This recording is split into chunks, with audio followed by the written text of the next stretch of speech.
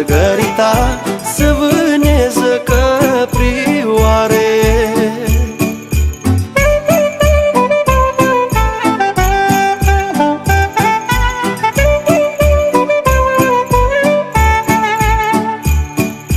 Căprioare n-or aflat măruț Margarita, numai un pui de iepuraș.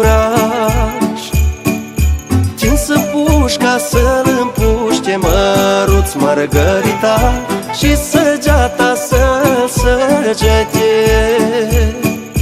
Hop, hop, hop, nu mă țânchire măruț Margarita, că eu